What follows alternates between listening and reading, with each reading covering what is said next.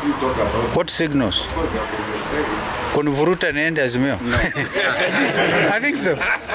No, they are very busy campaigning for Raila, correct? Yes. Because none of them is running for president. So I don't even know how you bring their names in, because those are people working for Baba, isn't it? And we wish them well. It is their constitutional right. Yeah. Two of them wanted to run for president. They are postponed or trashed it. One of them, Sister Governor Ngilu, probably wants to be elected in Kitui County. She has to talk to me. Okay. So we have no problem. Those are watu wa huko nyumbani. But their mandate is also running out. Sendio. So they will be like everybody else. They are obviously jostling for space. As you put it, everybody is trying to do some political realignment. You are going to see big names lose out in a big way as we move towards August 9th. Because they make wrong strategic moves. Wanakwisha. Mtu anakwisha tu. Yeah. So don't be surprised. All right, so Kalonzo Musyoka there essentially talking about this fratricide that we've been seeing in Ukambani, where the three governors, Governor Alfred Mutua of Machakos, Kivutha Kibwana of Makueni, and of course Charity Ngilu of Kitui, all of them interestingly in Azimio, where Kalonzo is apparently heading, at least they said there are talks in that direction, but at the same time a very vicious fight going on there, even though he says it is it's a very localized thing. And I think there is a very interesting tweet, maybe Yvonne can help me find it. Yeah, it's an interesting tweet from of someone. Jakadawa. He asks the following questions. Can you guys help understand the following scenarios? 1, Uhuru actively campaigns for Raila, but Ruto ends up winning. How will that leave a retired Uhuru? And number 2, what is your take on Moses Kuria's statement, and I quote, DP is a poison chalice? He said that, was it last night or? On JKL? On JKL? Well, I don't think he said that. No, he didn't say that last night. Yeah. I would try to answer maybe the first one. It is possible that the president can go out there, campaign for Raila Odinga, and be unsuccessful. It would be a huge loss on his part. But this is something that it looks like he has already committed to do, the consequences notwithstanding. And I would think he's well aware of the outcome. The project can succeed or fail, because it's being termed as a project. I don't know how much of a project it could be, but I would look at it as an experiment more. If it works, it will work. If it fails, it will fail spectacularly. So this is a risk that the president must weigh, and weigh carefully. Number 2, the question of, I like calling it the central question. It is how many people in the Mount Kenya region, especially in the 10 counties, will listen to the president and make their electoral choices based on what the president tells them.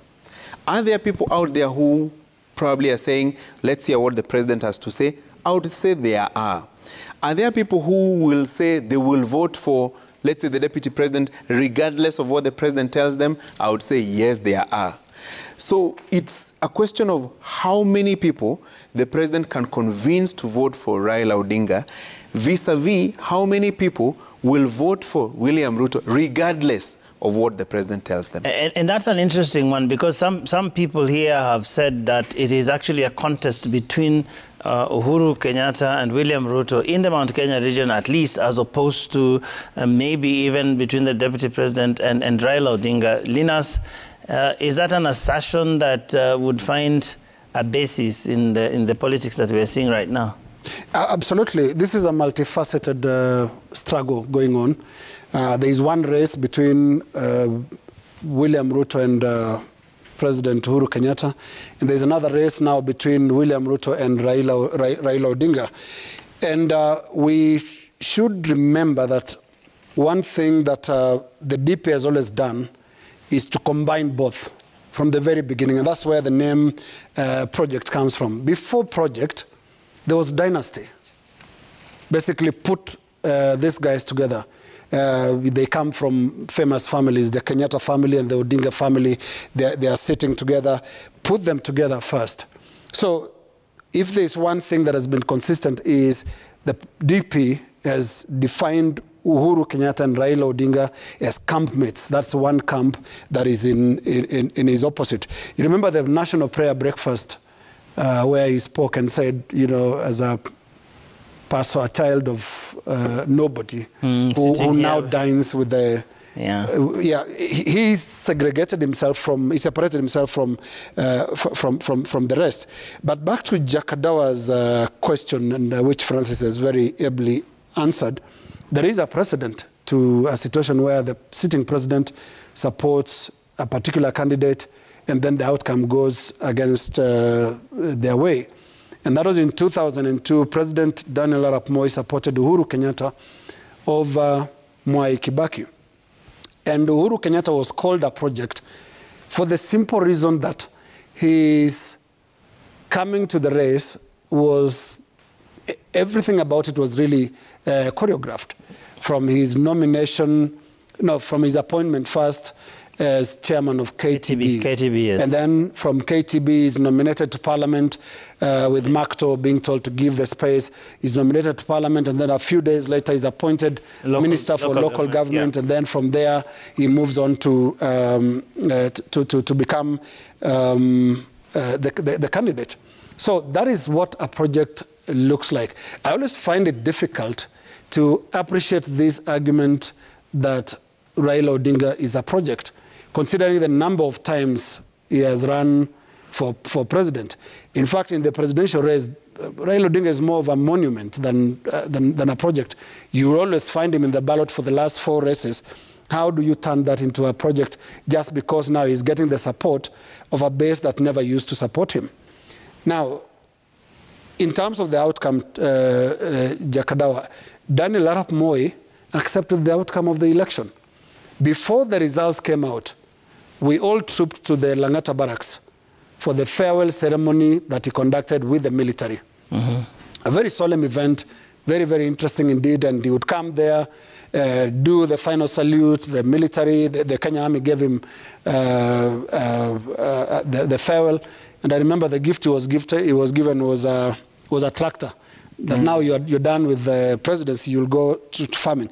If the election goes against Uhuru Kenyatta, I believe this is the same route that he has to follow as well. He doesn't have a choice, actually. He doesn't have a choice. But down to, Francis, the voting patterns and whether President Uhuru Kenyatta will convince part or any of Central Kenya to go his way. Kenyan politics is regional. That is the base of our politics. And I'm looking at the 2002 voting patterns, and I want to quickly run through the ethnic voting patterns. Daniel Arap Moi, the sitting president, supported Uhuru Kenyatta. Moi came from the Kalenjin community. The Kalenjin community gave 67% of their vote to Uhuru Kenyatta against Mwai Kibaki's. In the Kikuyu region, the vote was split. Mwai Kibaki got a whole 68%, and Uhuru got 23%, mainly from Kiambu, Mushadha and Kiambu. And Banana. Banana areas. Yes. And when you look at Meru, Kibaki would sweep the Meru vote by 68%. Coast, 65% went to Mwai Kibaki. Among the Maasai, 50% went to Uhuru and 50% went to Kibaki. And then the Somalis, 64% voted for Uhuru Kenyatta. So these are the vote, and the Luhya community, that's where the battle is currently. 77% voted for Mwai Kibaki, and less than 20% voted for Uhuru. And then there was a small number 3 that was delivered by the Kisii community to Nyachai. Nyachai won in the Kisii region of Nyanza, basically reducing the Kibaki majority in Nyanza. So our voting patterns are ethnic. If you look at the 2013 and 2016 2017 elections, the Jubilee base was made up of Rift Valley and Mount Kenya region.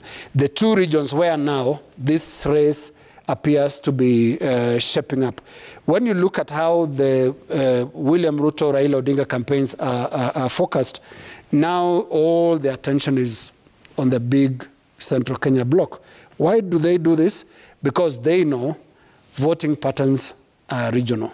And at the end of the day, it's going to be interesting to watch how this plays out. I mean, because like you said at the beginning, for the first time, since the return of multipartyism, we do not have a formidable candidate, at least not at this point, and I don't expect that there will be by the time we are going for the nominations. So we have a situation where the Mount Kenya region does not quite have what we typically call in this country the kingpin. And there is some argument that perhaps Uhuru Kenyatta will be going to say, well, there's going to be a negotiation, people sitting around the table, who is going to sit there for you. And that, I don't know how much traction that would have, but in Kenyan politics, it tends to be an issue where people will be saying, when people are finally seated and the cow has been slaughtered in our parlance and people are cutting each piece, who's going to be speaking for you?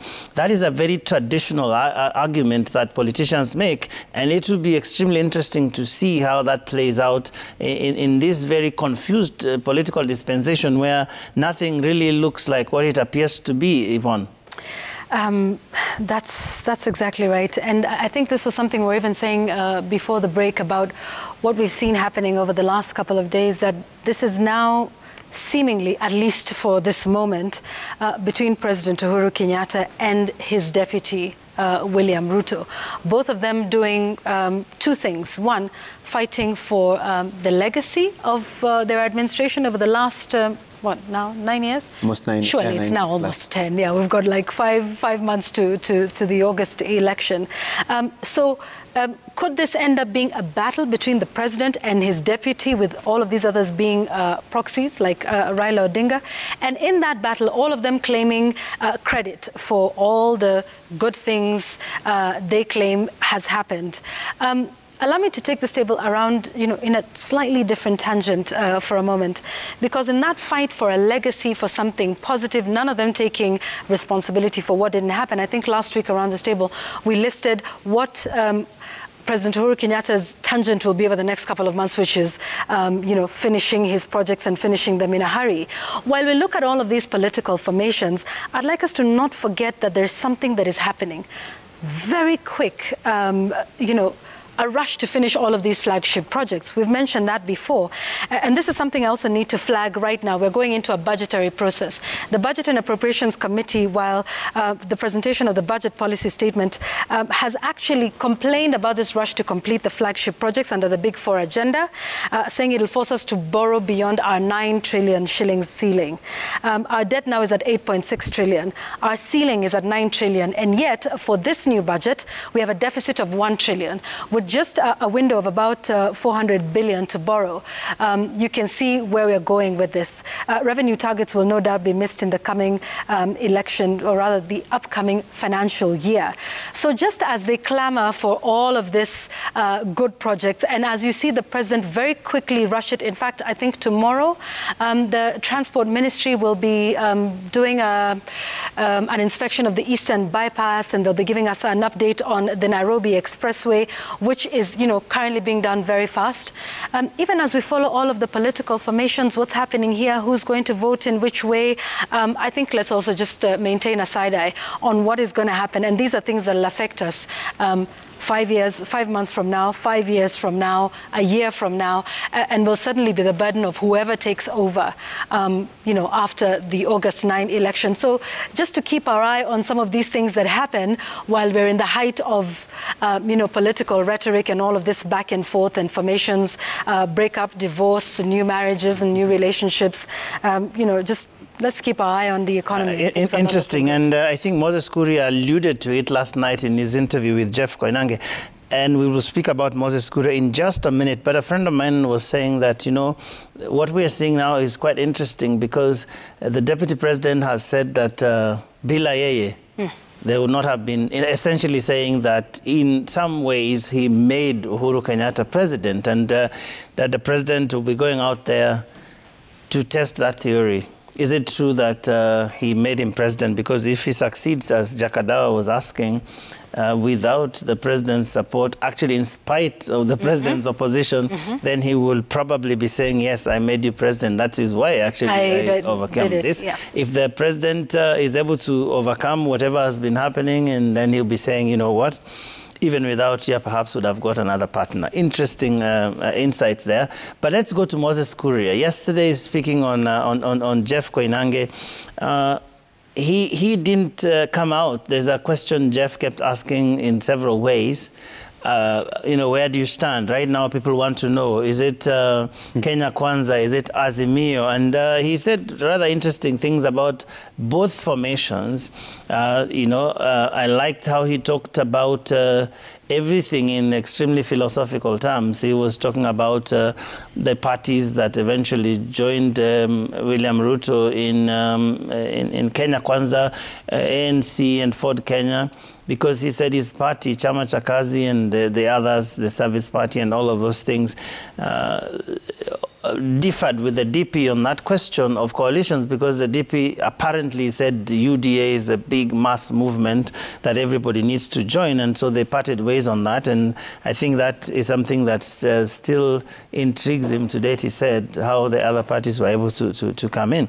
But on the other side also, he generally believes that what we are seeing now, that problem is largely the doing of the president. He went about everything without communicating with Jubilee members and all of that. So Moses Kuria has been in Dubai for treatment. Linus is supposed to come back after setting the stage in that very dramatic fashion where people actually don't know where he falls. And then he says, I'm inviting all of you to Thika for what he's calling a Thanksgiving service. Yes, and Moses Kuria has clearly been a politician with the capacity to rabble-rouse. He's been able to actually cause quite some either uproar or things like that. If we remember, and correct me, Francis, Moses Kuria is now on his third party. If you start with Jubilee, and then there was PEP, and now there is the CCK. And he's been able to actually start shaping the scene as his own man. And there's something that gives it quite some significance. Moses Kuria is a member of parliament for Gatundu South, the home constituency of President Uhuru Kenyatta. And he has not been able to give a clear indication as to where he stands when it comes to the fight between, or the differences between President Uhuru Kenyatta and Deputy President William Ruto. One of the reasons could be the fact that politically he was close to both. Moses Kuria was actually quite an effective team member in the 2013, actually 2012-2013 shaping of the Jubilee URP-TNA alliance. Remember, Moses Kuria was associated with TNA, the National Alliance, and then after that, now this Jubilee alliance was worked on. Now, Saturday, we expect Saturday to be quite a big show, because if you look at his guest list, he's basically tried to invite everybody across the political divide, further sending us into a more clouded space again as to where he stands. But I think it's going to be a matter of weeks, because as we say, this race is really between William Ruto and Raila Odinga, and Moses Kuria will have to pick a side. I think it's more of a question of creating your own space in this race. Because even as you join whichever camp you would prefer, be it the Kenya Kwanza team or the Azimio team, what are your terms of joining that team? Because one of the contentions that I've had Moses have, the same with Kiunjuri, the same with Mother Karua of NAK Kenya, has been the question of not folding their parties, but whichever side they will support, they also run their parties, and particularly in the parliamentary and civic seats, the elections that will be conducted in the constituencies and in the wards. And I think that is pertinent because every leader realizes that your fallback plan in the event the coalition does not work either way is the number of MPs that you have, the number of MCAs that you have, the number of governors that you have. Look, the reason why Moses Wetangula today is a significant player in this game is because of the number of MPs that his party, Ford Kenya, has. Look at the same case for ANC leader Musalia Mudavadi. The discussion around why he's in the table, so to say, is because of the number of MPs that he has, and that gives him political clout. I would think this is the same thing for Moses, it's the same thing for Karua, it's the same thing for Kiunjuri, it's the same thing for Justin Muturi. I mean, people are still asking who will be the chief guest during his NDC on Sunday. He told us it is melting the ice, you know. I don't know what is this relationship between weather and climatic situations and these NDCs. So I would think, to answer what Joe is asking, it's more of a question of creating your own space. So that in the scheme of things, when people sit around the table, so to say, you can say, I have come with this number of MPs, I have come with this number of MCAs. And because Francis, there's a general agreement, I don't know how to put it, that the future is coalitions. So in that coalition, people will ask you, what do you bring? And Francis, there's something else you illustrate right there, and that is the political fragmentation of the political party space in central Kenya. Never before since 1992, since the advent of multi-party politics, has central Kenya had so many political parties being headed by different leaders. Because between 92 and basically 2002, there were two or three dominant forces there. The Democratic Party of Mwai Kibaki, Ford Asili of Kenneth Stanley Njino Matiba, and then, sorry. Yeah, I mean, it was almost as if that is really, everything else was played around that, yeah. Then the in and out of KANU in Kiambu, a bit of Ford people when it came to former Minister John Michuki. The parties were not this many. Right now, you look at the list that Francis has mentioned. Moses Kuria has a party. The governor of party of Mwangi wa Iria is a party. Ubuntu Jibebe. Yes, Jibebe is a party. All these are from actually key individuals in central Kenya politics, and this also points to this scenario where there is no single kingpin, like you call them, Joe, in central Kenya, around which the larger community now revolves around. So there's a bit of fishing going on. You bring your party and let's see who will grow out of this. And don't forget, Joe, the president is also trying to revive the Jubilee Party. Actually, whatever he has said during those meetings, you'll see a build-up when he met MPs for that Jubilee PG, then when he went to Mombasa, the discussion around the youth meeting and I've seen a few days later, several MPs have been holding rallies in various places, and you start seeing the red color of Jubilee. So those many parties in the mountain is also a very interesting political discussion. And that, I think it stems from a number of things. We've seen a general suspicion, a growing suspicion towards this idea of lumping everybody into one big party. And this comes from the experience of the Jubilee Party that, you know, they had TNA, URP, and then they had a number of smaller parties that came together, 14 they told us. 14 of them, yeah. And they folded up and joined Jubilee, became one big Jubilee. And then you see what happened in there, and now everybody is scattered. And so nobody wants to dissolve their party. Anybody telling you to dissolve your party right now, that conversation is likely to be very difficult. So we are not likely to see anybody dissolving anything to join the next guy. And that is an interesting thing. But thinking about Moses Kuria, he said a couple of interesting things last night. Whereas he was very non-committal, as we say in this industry, on where he would go, if at all, between, you know, Azimio and Kenya Kwanza, he sounded rather more clear about the issues that would be important to the region in his view. And he talked about things that we've heard before, things like equal representation, equal distribution of resources. Think here about one man, one vote, one shilling. Some of the things that we have seen several leaders from Mount Kenya pushing for over the years. It was partly being addressed by BBI, but then of course BBI became part of another whole political discussion.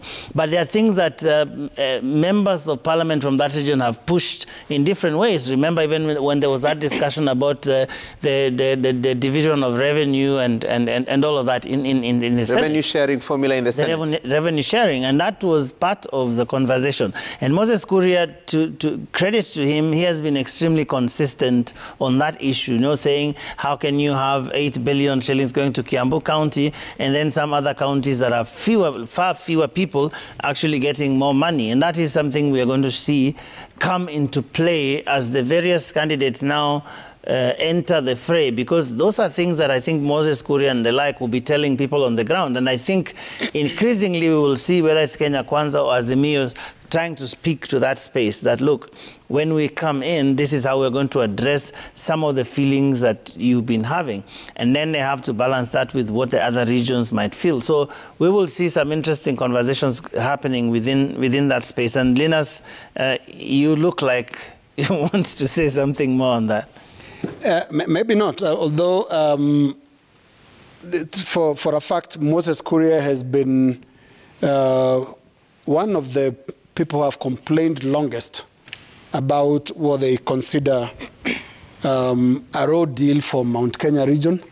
I don't know how many Kenyans would agree with that, though, that Mount Kenya got a road deal when it comes to development under President Uhuru Kenyatta.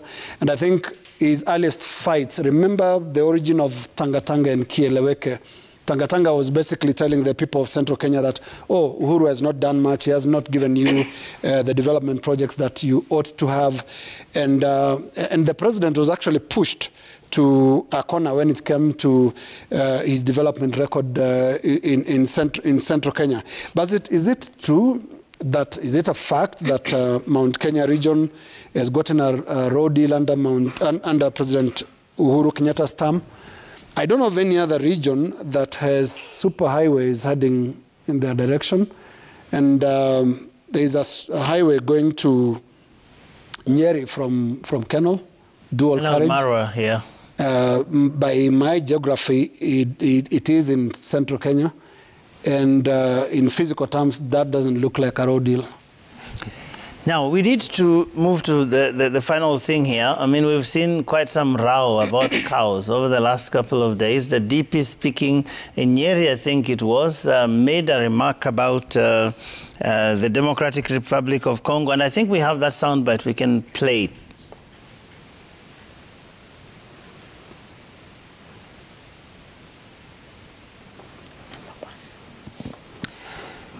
Yeah, so the deputy president, he was speaking. They started all these things that they are talking about, meeting delegations, trying to consolidate their economic agenda for each of the regions. And I think he was basically talking about... He was actually explaining to them the bottom-up economic model in Nyeri, if I'm not wrong. And the economic opportunities that are there yes. in the region, including places like DRC. And then I think we can play that. Yeah, but, okay. Joe, before the bite is played, I don't know if we'll wait for it until the cows come home. Okay, let's keep going. Guys, you'll be careful about cows here. I know. But that's fine. We are saying nice things about them. I wouldn't want any beef with Linas on Wow. Anyway. Take the bull by the horn. Yeah, I'm looking at it this way. I think it was the discussion was spot on, you know, about the economic opportunities around for milk farmers, for dairy farmers and tea farmers and avocado farmers. The discussion was right. I would think maybe what was said in jest, you know, as a joke, turned into a negative, you know, sentiment. But I think the discussion was spot on, as in terms of explaining to people what are the economic activities they are in, and what are the opportunities there, and how to change the economic opportunities for the farmers out there.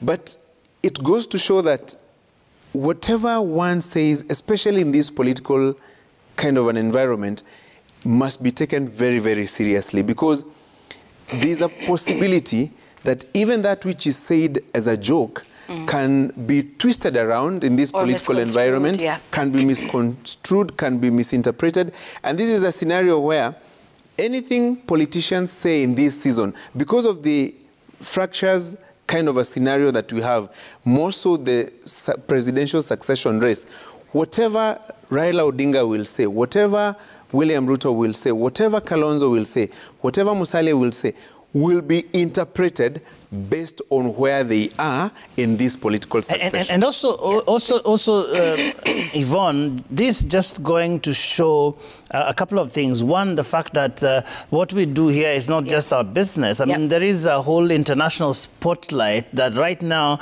is focusing on Kenya, and especially the top candidates, because each country in the region, certainly, and of course out there, is wondering what will happen to us if Raila Odinga becomes president? What happens to us if William Ruto becomes president?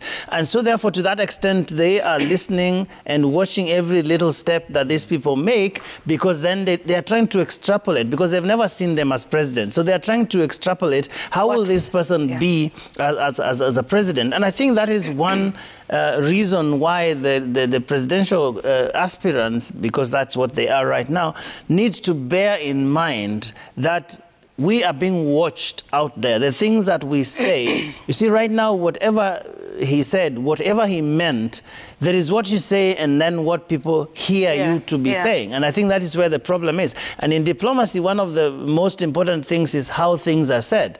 You know, in diplomacy, someone can, you know, you are very silly, but they will say it in a totally different, you know, I wouldn't quite say it that way, but they've actually told you that, you know, what you are saying perhaps doesn't make a lot of sense. So in diplomacy, what you say is, how you say what you say is just as important, if not more so, as what you actually say. And that is why I think this thing has created the kind of diplomatic awkward diplomatic situation that it has, because of the sensitivities around diplomatic relations when you're talking about a foreign country, and especially now in the age of social media where things go viral within 5 minutes and all that, and people will not bother, or they will not know the context in which something was said. And as Francis was saying, it doesn't help that this has happened during the political season. And finally, I think that it helps for each of these candidates when they'll become candidates, but they're already in there, to carefully think about international relations. You know, what message are you sending out there deliberately to the or potential otherwise, investors, or unintentionally, or intentionally? I mean, what are you saying that assures those people that whoever it is that takes over, if it is me, if it's the next guy? And that is something that even as we do our local politics here is extremely important. But as Francis says, obviously, I am not too sure that the DP was out there trying to denigrate the DRC. It is more about perhaps not giving careful thought. And context. And context. And let's also not forget, who, the person of Dr. William Ruto is. He is, one, the Deputy President of the Republic of Kenya, and two, leading one of the major political formations, and could... has a chance at least. Who has a chance, at least, of being president in August. But let me just contextualize as to why this might have been a particularly sticky point. So the DRC is, well on its way. I think we've got just one step left for the DRC to join the East African community. And there's been a lot of diplomacy between the two nations, and effort, particularly on Kenya's side. In fact, the president was visited in April last year when they signed 3 trade agreements on a number of issues like trade and security and infrastructure. Many Kenyan firms have either expressed interest in the DRC or are working there. You've got Jubilee Insurance, Equity Bank, KCB. And let me just put some numbers here. The DRC has a population of 100 million. Just about 4% have bank accounts. They produce 70% of the world's cobalt, 50% of the world's copper. And between Kenya and the DRC, Kenya exports to DRC in the year 2020, exports worth 14.2 billion. The imports from DRC into Kenya were about, excuse me, 2.7 billion. Jumbojet, the first low-cost carrier to actually venture into this route, flying to Goma 3 times a week.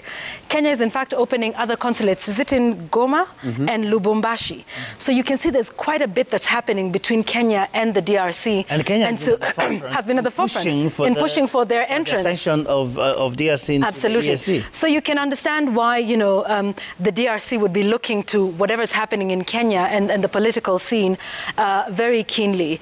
You know, that said, the apology was welcome. I saw a couple of tweets also by those allied to the deputy president that may have fanned the flames a little bit. I think telling, was it the senator, you know, from the DRC, you know, relax, it's fine. But hopeful to see that perhaps that a quick and simple apology, yes.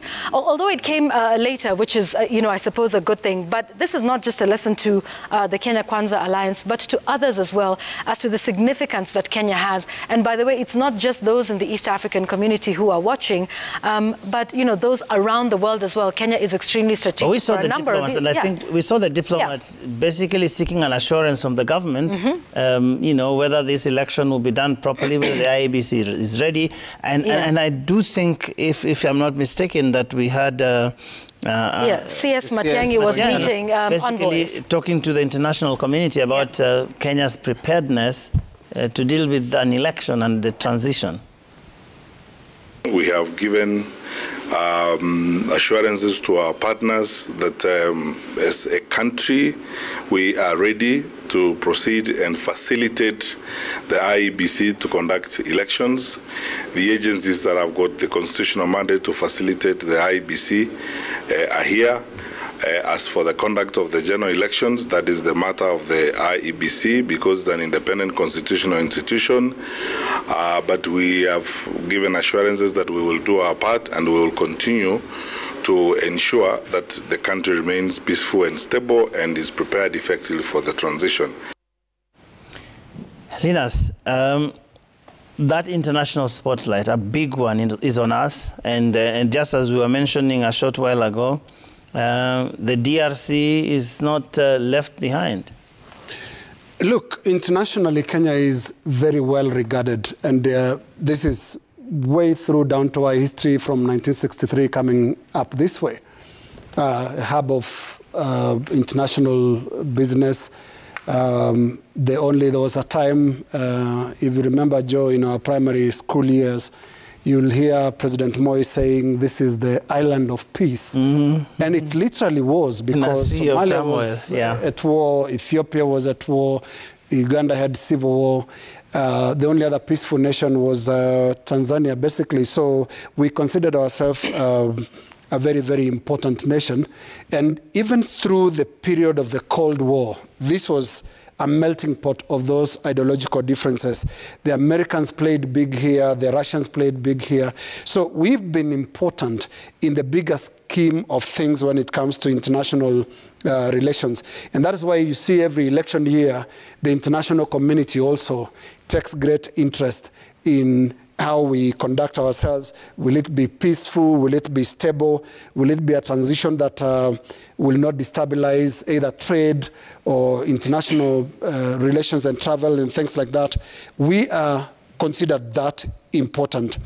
But then something has been changing, unfortunately, Joe and colleagues, and that is our stature internationally has been on the decline. We should not forget that only until recently, we were the big boys in the region negotiating peace in South Sudan, right through to the transition to independence and even the formation of a new government. The Somali government, transitional government, the first transitional government, was formed here in Nairobi. Now, this is adult stuff. This is stuff that has to resonate with the international community that plays in the big league of diplomacy. We used to be that. This is why what happened in Nyeri, and I want us to play that clip, this is why it shocked some people. Let's just listen to the deputy president in Nyeri.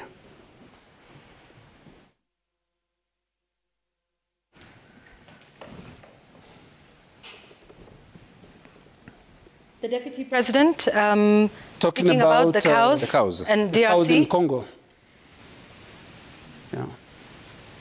Hii mambo ya maziwa, if we double the production of milk and it doesn't require rocket science, na tuuze, hata tuwache kuuza nyingi, tukiuza hata 3 billion liters, tukiuza 3 billion liters, na tuko na soko kuanzia hapa DRC, hawa watu wako na 90 million people, hawana ng'ombe moja. Hii DRC ni watu ya kuiba hii. Na hii watu ya sina kwenda Bongoma nani hawa wanaimba. Na wanafunga suruali wanafungia hapa. Hiyo watu twende tuwauzie maziwa. There are two problems there, Francis, that I could pick. The first one is obviously the lack of situational awareness on the part of the deputy president. First of all, your position, reference to a friendly other nation, and then the diplomatic protocols that are involved when it comes to such references. Once you refer to another nation like DRC, a friendly nation like DRC, then it had better not be in the terms he was referring to. That's one. The second problem is this is consistent with the public campaigns language of the deputy president. He tends to do the mchongoano thing, and I'll give a little list there. He consistently calls Raila Odinga kitendawili. In fact, sometimes it's mzee wa kitendawili. Now these days, mzee is going, and you'll hear kitendawili. Kitendawili alikuwa hapa. And then when you go to Atwoli, mzee wa nyororo. Ule mzee amevaa nyororo kwa shingo. Mtu wa nyororo. Mzee wa nyororo. And then basically the mchongoano thing. And now he says, watu wa DRC, wala wanaimba, wanakufunga trouser hapa. You know, that's mchongoano. And in school, primary school debates, where politicians are supposedly to be born, you are told about referring to your opponent as my worthy opponent. What happened to that little culture of worthy opponent, where you can refer to people respectively? Now, this time, the mchongoano language of the DP has crossed the boundary. Imevuka mipaka. Imevuka mipaka, it has referred to DRC. Who knows what next? Because, I mean, you become president in Kenya. One of the things that happens with the Kenyan presidency is you will have a good reception in Buckingham Palace to meet the Queen.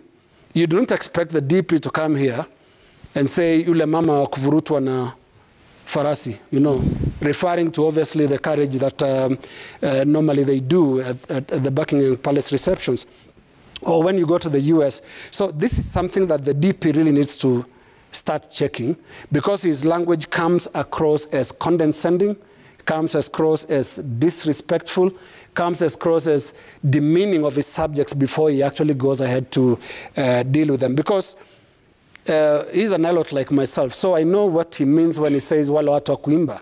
Kuimba basically is suggesting laziness also, that you don't work, you can't use your hands, you just sing. And then when you talk of where the trouser is, it even further demeans the person. So let's not get it wrong. He meant to actually place the Congolese there. Hawana ng'ombe, they just sing around, the tight trousers up there. It's a very demeaning thing. You see, words don't sometimes mean what they say. I mean, you know of Kenyans saying, my friend nitakukata. If he says, my friend nakukata, then friend no longer means anything. It means something completely different. But I want to point out a second problem. That was one problem in Nyeri. There is a second problem, and I want to commend my friend Lawyer Ogada. He's pointed it out as a problem in our handling of diplomatic issues. Yesterday, there was a statement by the ambassador in Congo. In Congo. This is not how diplomacy works. Diplomatic protests are done in three ways. You either do a note verbal, or an aide-memoire, those three. And they're normally quiet. They're not press statements. They're not out here with pictures and all that. Remember, the other day we had a problem with Tanzania. One of it was caused by Jamila, who is not here. President Magufuli was alive. And our High Commissioner in Dar es Salaam had actually had to appear in the High Commission, sorry, in the Foreign Affairs Ministry in Dar es Salaam. Now, that must have been either through a note or an aide memoire, where, you know, you don't have a press statement. It's diplomatic. It's the highest peak of civility. Now, when you see this DRC, our DRC ambassador releasing a press statement. Dr. George Masafu. Dr. George Masafu, what is this? This is pure politics. Where now you join and say, make it look as bad, more bad than it should be. So that is why you see the press statements, also reactions saying, you know, DP Ruto has done this. But involving diplomatic channels in this way is also wrong. We need to point out that. But it also just adds to this whole statement that we are not doing as well in diplomacy as we used to do under President Moi and Mzee Jomo Kenyatta. We are dumping down. There should be no way a senior government official makes reference to another nation the way the DP did, but there should also be no way an ambassador is used the way Ambassador Masafu was used yesterday. Let me take it right from where LK leaves it. I'm looking at that statement, paragraph 1. Attention has been drawn to the Kenyan Embassy in Kinshasa regarding remarks of DRC's agriculture sector attributed to Mr. William Ruto whilst on the political campaigns trail in Kenya. You see, this is Kenya's ambassador to DRC, Dr. George Masafu, ambassador, referring to the deputy president, his boss, as Mr. Number one, even without reference to his position in government or anything like that. But I think this is part of, do I call it politicization of the public service? Yep. We've seen cabinet secretaries directly, you know, tackle the deputy president in a manner that ordinarily you wouldn't expect. So I think even as the succession race hots up, I think there's also a question about where are the public servants in this? What is their role in this succession? Who do they owe their allegiance to? The government, the president, the deputy president, or who do they owe their allegiance to? Because what the ambassador did here was nothing short of pure politics. And you could tell how and why he did it. It is that silly season, and I think, Yvonne, we need to take this home. Exactly. As Jamila would say. Who do we begin with today? We start with the kicker. He kicks off the final word. Kick it away. Right.